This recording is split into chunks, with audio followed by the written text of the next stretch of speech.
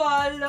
Bienvenue aussi à tous ceux et celles qui découvrent pour la première fois cette chaîne et cette série d'interviews présentant auteurs et autrices. Également, je voudrais vraiment remercier du fond du cœur toutes les personnes qui se sont abonnées à ma chaîne, car vous ne le savez peut-être pas, mais cette simple action permet de rendre mes invités plus visibles. Aujourd'hui, c'est un ami de longue date qui est mon invité.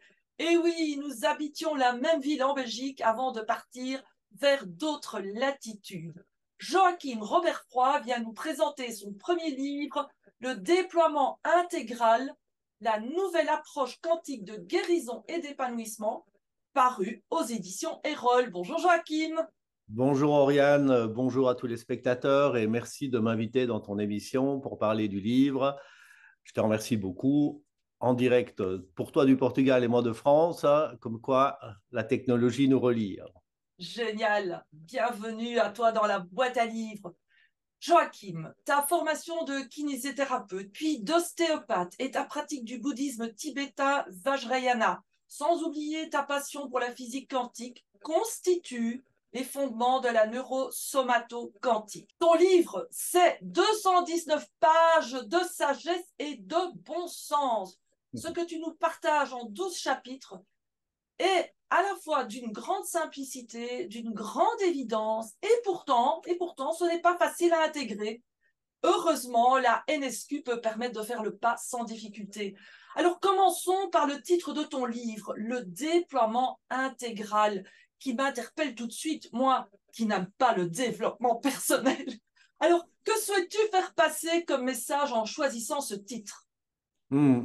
C'est une question essentielle parce que pour moi, la manière dont on aborde la vie, c'est toujours une question de paradigme, c'est toujours une question de point de vue. Et le point de vue du développement personnel, même si on est tous passés par là, inévitablement, euh, il y a une notion qui me dérangeait, in fine, c'est que d'abord personnel, c'est pour moi et je compte essayer de devenir la meilleure version de moi-même. À partir de ce moment-là, j'ai vu que c'était une voie sans issue parce que si je cherche à devenir la meilleure version de moi-même, c'est que je m'identifie à la part soi-disant incomplète que je serais. Donc, je m'identifie à l'illusion de ce que je me raconte sur moi-même et sur le monde. Et à partir de ce moment-là, eh bien, je vais rentrer dans une forme, si tu veux, de spirale qui ne fait que développer l'ego spirituel. Et le déploiement intégral inverse cette tendance en disant, OK, tu n'as pas besoin de devenir la meilleure version de toi-même, tu es déjà la meilleure version de toi-même par définition, sinon il faudrait remettre en cause et dire que la vie fait tout de travers. Moi, je n'ai pas cette vision-là. Je me dis que la vie fait bien les choses et que je suis avec ce code génétique unique qui existe pour la première fois depuis plus de 13 milliards d'années, c'est quand même énorme, qui n'existera plus normalement si on ne me clone pas. Et donc, c'est reconnaître mon intégrité. Mon intégrité, elle est intégrale chaque jour. Des jours, elle est plus grande, des jours, elle est plus condensée. Et le déploiement intégral, c'est se retourner pour reconnaître cette nature que nous sommes déjà et se déployer sans complexe. Voilà. Alors, dis-nous, mais que signifie ce mot compliqué, neurosomato-quantique? Première chose, je vais commencer par le dernier mot, quantique. C'est un mot qui a tellement été usité, galvaudé, mal usité, que j'ai beaucoup hésité à l'employer. Pour moi, il faut bien distinguer la physique quantique du paradigme quantique. Le paradigme quantique ne peut pas exister sans la physique quantique, mais c'est différent. C'est-à-dire que la physique quantique, c'est un domaine de recherche très élaboré, et même ceux qui le pratiquent depuis très longtemps disent à quel point c'est complexe et c'est difficile à comprendre. Par contre, depuis que des physiciens quantiques ont commencé à explorer l'infiniment petit avec toutes ces bizarreries, ils ont commencé à devoir changer de vision du monde. C'est ce qu'on appelle le paradigme quantique et commencer à inclure la conscience. Et notamment Philippe Guimand qui a écrit La physique de la conscience. Il l'a coécrit avec Jocelyn Morrison, qui est un journaliste scientifique qui a préfacé mon livre et que je remercie d'ailleurs au passage. Parce que là, on a un paradigme qui nous dit que le monde dans lequel nous vivons, dans lequel nous évoluons, dans lequel nous nous déployons, est en parfaite interaction avec la conscience. Donc l'espace, le temps et la conscience forment une trinité l'un ne peut pas exister sans l'autre. Quelque part, l'espace est granulaire et on ne vit pas dans un espace, l'espace est notre conscience. Et ça, c'est lié au temps. Et le temps, c'est aussi complètement fou et farfelu.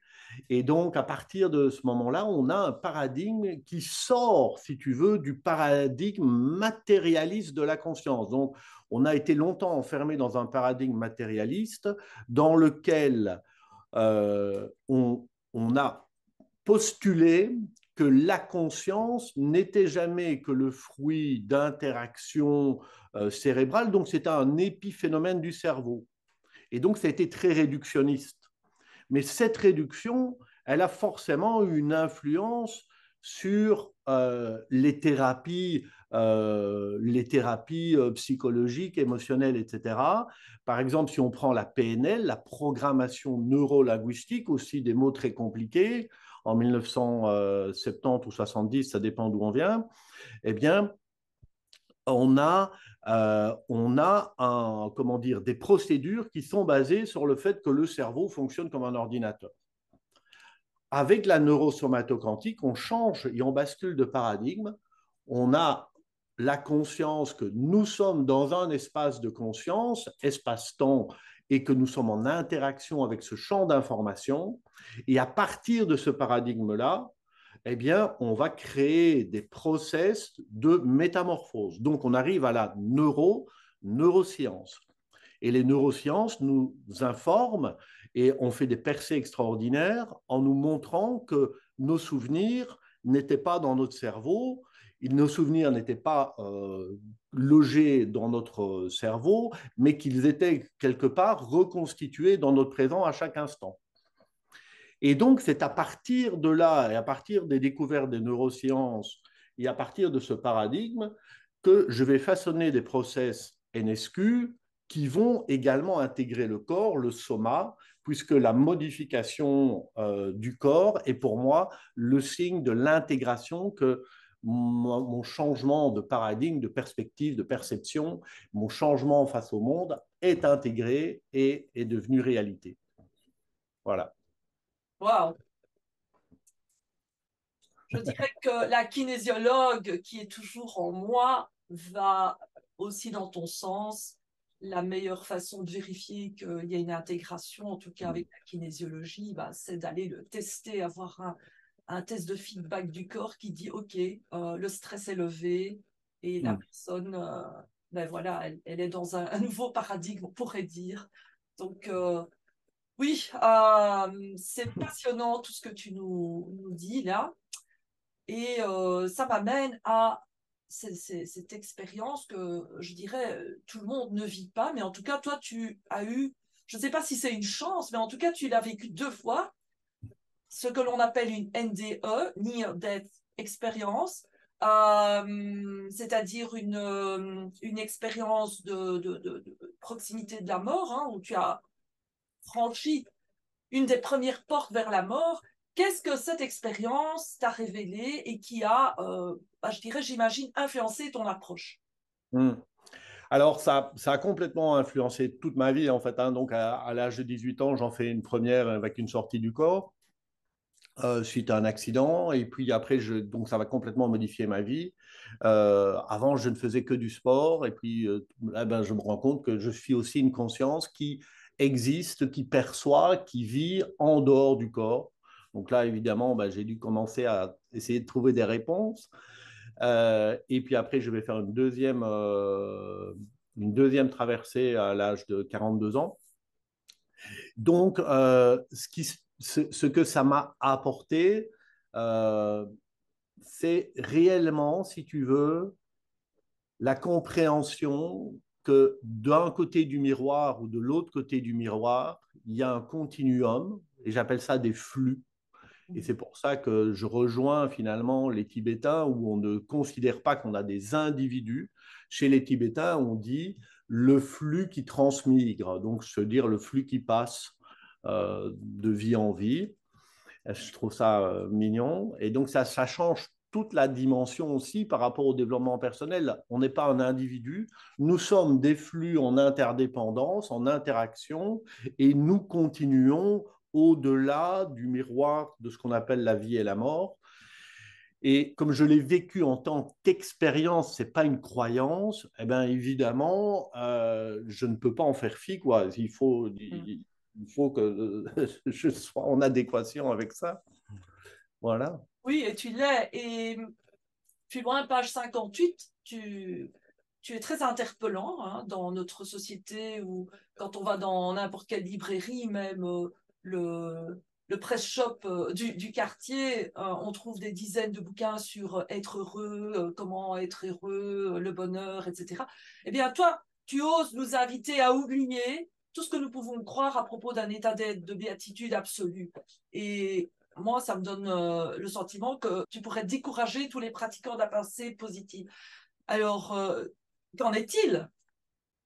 Alors, mon objectif, c'est pas de les décourager, mais c'est de parler vrai. Mm. D'accord? Donc, sur la base de mon expérience, j'ai été un assidu chercheur spirituel, chercheur de béatitude. J'ai cherché à atteindre l'éveil, etc. Donc, j'ai cheminé auprès de maîtres spirituels reconnus, etc., avec toujours cette envie d'atteindre l'éveil. Et forcément, le chercheur spirituel est l'obstacle qui permet l'obstacle qui empêche, à la fois il permet de se mettre en mouvement, mais au bout d'un moment, il empêche d'être dans l'incarnation de son essence. Et donc, cette idée qu'on se fait, notamment assez édulcorée, que ce soit en Orient ou en Occident, mais en Occident, c'est encore plus édulcoré, d'un état d'éveil, de béatitude, etc. Je pense que ça fait partie de l'illusion, ça fait partie de la maya. Je veux dire, ben, arrêtez d'imaginer quelque chose qui est mieux que vous, lui, là, ceci, cela. Retournez-vous et commencez à caresser, à aimer ce cœur-ci avec toutes ses fragilités, avec toutes ses failles. Mais c'est là que se trouve le véritable trésor et c'est pas quelque chose qui est plus, c'est déjà là. C'est déjà là. Donc, il faut, je pense, laisser tomber les pans d'illusion, se retourner vers ce petit trésor-là. Et ce trésor-là, quand on plonge dedans, il y a une immensité incroyable. Voilà. Oui. Tu rejoins ce que je transmets aussi à travers mes formations et mes accompagnements, c'est la puissance de l'acceptation. Mm. Et quand on peut être dans cette acceptation radicale, on pourrait dire, ben, tout s'apaise, tout se calme et je dirais tout devient plus facile aussi. Le parallèle que je retrouve à travers la méditation de Dzogchen du bouddhisme tibétain, c'est qu'il est dit dans les écrits, lorsque tout est accueilli et accepté dans sa plus pure essence, donc c'est-à-dire sans y mettre autre chose, eh bien, tout retourne à la vacuité et fond en lui-même. Wow, c'est beau ça. Et tout cela m'amène à... c'est toujours amusant aussi la succession de mes invités dans la boîte à livres. Et dernièrement, j'ai interviewé le docteur Cornelia Gauthier. Mhm. Yves est venu nous présenter bien sûr son livre et j'en profite pour donner le titre parce que parmi les auditeurs, les auditrices, il y en a qui n'ont pas encore eu l'occasion d'écouter cette interview que je recommande. Donc vous avez ici le lien, là, je ne sais plus. Voilà, ici, oui. Comment les synchronicités ont changé ma vie, où elles témoignent du pouvoir de guérison de la rétrocausalité. Je trouve ça intéressant parce que tout ce que tu partages dans ton livre vient contribuer à ce qu'elle témoigne dans son livre et également puisque la rétrocausalité, ça parle justement de voyager dans le temps, la synchronicité aussi. Et tu fais référence dans ton livre à cette perception du temps. D'ailleurs, tu en as parlé au début ici de l'interview. Et tu dis, page 102, je reprends tes mots, que le temps est détenteur d'une somme de cadeaux inestimables. Peux-tu nous en dire plus? Évidemment, on pourrait, alors là, si tu m'entraînes sur ce domaine-là, on peut en parler pendant des jours, hein, c'est Non, non, vraiment. non, pas des jours, juste à deux, trois phrases. Mais la rétrocausalité, la première fois que j'ai entendu parler de ça dans les années 2000, c'était. Donc, ça veut dire qu'un effet peut apparaître avant la cause. D'accord? Pour mon esprit rationnel, ça me semblait complètement dingue et complètement improbable. Et puis, j'ai vu qu'il y avait des expériences en physique quantique qui nous montrent que l'effet apparaît avant la cause. Mais ça, c'est un paradigme en fait linéaire qui est faux. Donc, c'est fallacieux. L'effet n'apparaît pas avant la cause. C'est simplement une mauvaise compréhension du temps. Le temps ne s'écoule pas du passé vers le futur comme on le pense, comme sur une ligne de temps. Le temps s'écoule simultanément. Le temps, en fait, c'est un transfert d'informations. Donc, je vais essayer de simplifier l'histoire parce que ça fait partie des process NSQ. On a la bulle de l'instant présent dans lequel rien n'est saisissable. On ne sait rien saisir. Tout ne fait que passer de manière furtive, mais en même temps, c'est là que nous captons l'information. C'est la tête de lecture. D'accord? C'est là qu'on capte l'information. Sous nos pieds, on va dire qu'on a la bulle du passé, d'accord? La bulle du passé qui contient toutes les informations et toutes les mémoires de ce que nous avons. Et c'est là que nous allons chercher les informations pour reconstituer nos souvenirs dans le moment présent. Et ça correspond à ce que nous expliquent les neurosciences. Donc, la plupart des gens imaginent un passé dans le dos, un futur devant, et donc il y a les causes derrière et les effets qui arrivent devant. Et donc, si on a l'effet qui arrive en premier lieu, on se dit que c'est rétrocausal. Mais ce n'est pas comme ça que ça se passe, parce qu'en réalité, on va imaginer, plutôt qu'un temps linéaire sur une ligne horizontale, on va essayer d'avoir un exercice de pensée avec le passé sous nos pieds, le présent ici, et le futur au-dessus de nos têtes. Et le futur au-dessus de nos têtes, c'est des quantas d'informations qui vont descendre dans cette bulle du présent et qui vont après aussi aller informer la bulle du passé. Donc le temps, en fait, si on observe bien, il s'écoule à la fois du passé vers le futur, mais ce n'est pas vraiment un temps qui s'écoule, c'est un transfert d'informations, mais aussi du futur vers le présent, d'accord? Donc vers le passé. Ça veut dire quoi? Ça veut dire que le conditionnement, et c'est pour ça que c'est difficile de changer tant que j'ai une vision linéaire du temps où je me sens influencé par tout mon passé, alors que dans ma bulle du futur, toutes les probabilités sont plausibles et compatibles ou incompatibles, ça dépend ce que je vais choisir, mais là, les quantas d'informations, je peux en fait matérialiser quelque chose du futur vers mon présent. Donc, je n'ai pas une rétrocausalité, c'est à partir du moment où l'influence du futur est sur le présent. De toute façon, on a les deux influences. On a l'influence du passé sur le présent et l'influence du futur sur le présent. Les deux sont concomitantes tout le temps et c'est ce qui signe en fait ce qu'on va appeler notre destinée en gros. Mais elle n'est pas fixe, elle n'est pas écrite, elle est pseudo-écrite, puisqu'il y a déjà des informations dans le futur qui sont déjà là et qui viennent vers nous, mais on peut encore les modifier. Et donc la rétrocausalité, et c'est pour ça que je dis que le temps dispose de secrets, parce qu'en comprenant ça, j'ai mis au point des process qui changent complètement et qui vont faciliter à la fois la libération des traumas du passé à une vitesse VV', en un quart d'heure, 20 minutes, c'est fini définitivement, mais en même temps, qui vont nous permettre, si tu veux, de co-créer un nouveau futur avec comment dire, une incarnation jusque dans nos mémoires cellulaires qui va être beaucoup plus forte. Donc voilà, c'est une toute petite partie du temps, mais il contient beaucoup de secrets. Et pour ça, moi, je conseille vraiment de lire un physicien. Ah oui. Mon livre, mais je dis aussi un physicien quantique que j'adore, qui a écrit sur l'ordre du temps, qui s'appelle Carlo Rovelli. C'est assez ardu, mais qu'est-ce que c'est génial pour changer sa perception du temps. Waouh! Je suis sans voix.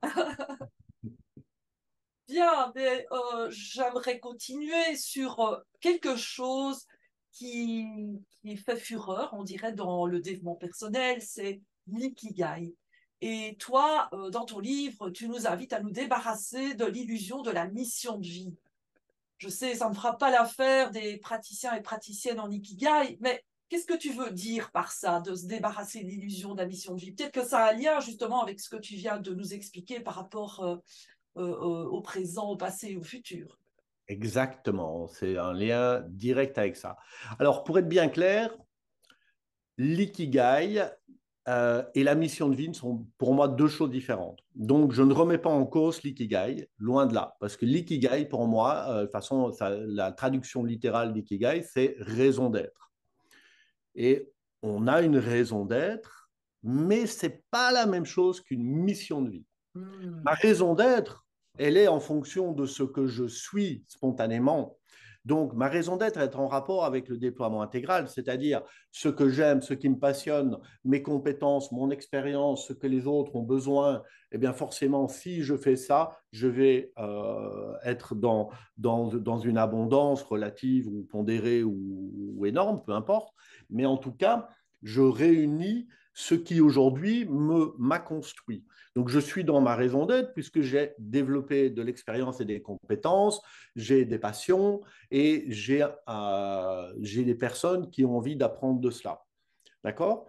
Donc, à partir de ce moment-là, bien évidemment, je vais gagner de l'argent avec ça et donc, je vais pouvoir asseoir ma matérialité. Donc, ma raison d'être, mon ikigai, euh, il n'est pas statique. Ce n'est pas quelque chose qui est prédestiné. Ça me définit maintenant et c'est beaucoup plus en corrélation. Par contre, dans la mission de vie, c'est là que j'ai vu beaucoup de dérives. Et s'il y a des gens qui font de l'ikigai et qui font, comment dire, une corrélation avec la mission de vie, je pense qu'ils n'ont pas du tout l'esprit japonais. La mission de vie, c'est les gens vont des fois se saboter leur vie en disant je ne sais pas quelle est ma mission de vie. Si je ne... Quelque part, ils sont en recherche d'une raison d'être qui est à l'extérieur d'eux, comme si on les avait missionnés pour quelque chose. Et ça, c'est un saboteur. Et certains qui vont alors peut-être s'identifier à une mission de vie vont finalement essayer de s'entêter, de rentrer dans un moule quelque part. Hmm. Moi, je brise les moules, même si nous sommes belges et que nous aimons les moules frites, je brise les moules et j'invite voilà, être dans la fraîcheur de sa vraie nature et découvrir ce qu'on est. Et pour moi, l'ikigai n'est pas quelque chose de statique, mais de dynamique. Génial. Alors, on arrive tout doucement vers la fin de cette interview, mais dis-nous quand même en quelques mots ce qu'est la NSQ. Hmm. C'est une thérapie, c'est autre chose. Eh bien, alors, la NSQ, ce n'est ni une thérapie, ni du coaching, ni un enseignement de sagesse, c'est les trois en même temps. C'est à la fois basé sur des sagesses anciennes, de tout ce que j'ai pu euh, avoir comme transmission authentique dans des lignées ininterrompues. Hein. Par exemple, la lignée dans laquelle j'ai pu recevoir des initiations dans le Vajrayana est ininterrompue depuis le Bouddha historique. Donc, ça a été passé de maître à disciple depuis plus de 2600 ans. En même temps, dans des lignées chamaniques aussi. En même temps, dans la lignée de Gurdjieff avec le système PIT où j'ai appris la psycho-énergétique, etc. Donc, il y a une transmission de sagesse qui permet en fait, en comprenant ce paradigme quantique, bien d'avoir un objectif. C'est pas d'essayer de guérir de nos bobos, c'est de prendre conscience que la source de tout ce qui fait notre réactivité, nos problèmes relationnels, nos problèmes personnels et les problèmes qu'on a dans le monde, eh bien, c'est It's always the same guy, c'est toujours le même mec, c'est l'ego.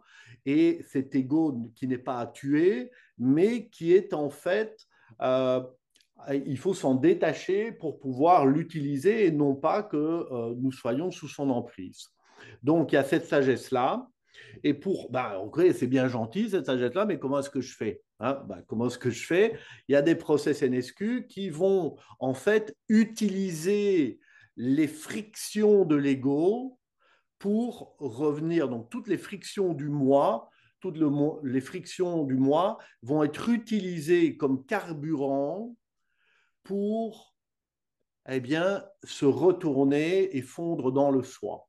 Donc, c'est une voie un peu initiatique et en même temps dans lequel ça rejoint aussi, c'est pas juste une voie spirituelle, c'est une voie très pragmatique au quotidien, dans lequel naturellement, finalement, on change notre manière d'être au monde parce que ce qui vient à nous n'est plus vu de la même façon. Grâce au process, on accueille, on transforme, et plus on transforme, plus en fait finalement on se déploie et le soi prend sa place. Et donc le moi finalement, comment dire, il se dégonfle et les avatars, c'est-à-dire les personnages qu'on jouait avec les autres, eh bien commencent à se dégonfler, à prendre moins de place et on est plus authentique. Donc c'est vraiment une voie pour moi de sagesse. Je dirais que la NSQ, c'est la PNL de demain. On est vraiment à l'aube de la NSQ. Ça fait la troisième année que je l'enseigne. Ça fait 30 ans bientôt que je suis thérapeute. J'ai fait plus de 50 000 heures d'accompagnement avec des patients et des clients. Et c'est sur ce terreau-là. La PNL a vraiment fait pour moi un bond extraordinaire au niveau du coaching et des thérapies en permettant par des process de ne plus aller trop fouiller son histoire et de changer le comportement des gens. C'était génial, mais c'était un paradigme qui pour moi aujourd'hui est obsolète et qui était basé sur la conscience matérialiste du cerveau. La NSQ, elle est basée sur la conscience quantique du cerveau, notamment sur la théorie OR de Stuart Amroth et Roger Penrose, qui explique comment le cerveau a un fonctionnement quantique dans ses microtubules. Et avec cette compréhension-là, eh bien, c'est au service, si tu veux, de la reconnaissance de sa vraie nature. En fait, quelque part, ce sont des process qui permettent d'intégrer ce paradigme et probablement, c'est ce qui me plaît, voilà, d'être simplement de plus en plus soi-même et d'oser être soi en arrêtant de se poser trop de questions. Tu le sais peut-être, j'ai l'habitude pour conclure les interviews de demander à mes invités une recommandation, un conseil, quelque chose pour les auditeurs et les auditrices. Alors, si tu avais quelque chose à recommander ou voilà, à donner, ce serait quoi? Ce serait la chose pour moi la plus importante, ce serait de descendre dans leurs pieds. De descendre dans leurs pieds. C'est d'accepter de descendre de la tête, de descendre dans les pieds et vraiment de, de regarder le monde en s'incarnant bien dans les pieds. Le regard va changer parce que souvent on est trop dans la tête et quand on descend dans les pieds, on va habiter ses pieds, les pieds deviennent plus lourds, on marche plus sur les talons. Eh bien, ce qui se passe, c'est que la manière de percevoir les choses change. Il y a comme une espèce de switch qui se fait. Et déjà, rien que ça, entraînez-vous à faire ça, amusez-vous à faire ça comme un jeu, mais pratiquez-le et vous verrez déjà ce qui se passe. Voilà. Je trouve que ta recommandation, elle est parfaite à la fin de cette interview parce que on a brassé beaucoup de concepts et beaucoup d'informations. Et là, hop, revenir dans ses pieds. Et j'invite d'ailleurs les auditeurs et les auditrices à faire un petit temps là de silence après cette interview, à respirer et à aller dans vos pieds. Bien, comment peut-on se procurer ton livre, Joaquin? Ben, je vais dire dans toutes les bonnes librairies, en même temps à la FNAC, en même temps sur Amazon. Si vous avez un libraire de quartier, favorisez votre libraire de quartier, s'il vous plaît. Hein, le S'il commerce de vous presse, plaît. c'est d'abord important. Et donc, il est à la fois en version brochet ou Kindle, numérique aussi pour ceux qui, voilà, qui sont plus friands de ça. Oui. Génial, hein. Et pour rappel, c'est quand même aux éditions Erol. C'est aussi, ils ont aussi un site et on peut aussi se le procurer directement. Oui, bien sûr, oui, tout à fait. Donc, je remercie Erol qui a fait un très, très chouette boulot avec moi dans l'édition. Ça, c'est vraiment extraordinaire. Ils m'ont aidé à la base, j'avais plus de 300 pages et puis on a condensé à 219 pages, beaucoup plus fluide. Donc, merci Erol. Et voilà, un tout grand merci Joachim d'avoir accepté de faire cette interview qui, je l'espère, donnera envie aux auditeurs et auditrices de se plonger tout de suite dans ton livre. Et oui. Merci, merci à toi, Oriane, pour cette interview et merci aux auditeurs, aux spectateurs pour leur écoute attentive. Je vous, voilà, peut-être à bientôt ou à une prochaine fois. Oui, et d'ailleurs, vous trouverez tous les liens ici sous la vidéo. Et pour terminer, je vous rappelle qu'en vous abonnant à ma chaîne, vous serez informé des prochaines interviews. Également, aidez-moi à rendre plus visibles les invités en cliquant sur le petit pouce, en activant la cloche pour ne rater aucune des vidéos. Et puis, partagez avec vos amis, cela ne peut que faire du bien. Au revoir, à très bientôt pour d'autres livres, d'autres univers, d'autres manières de voir le monde. Au revoir.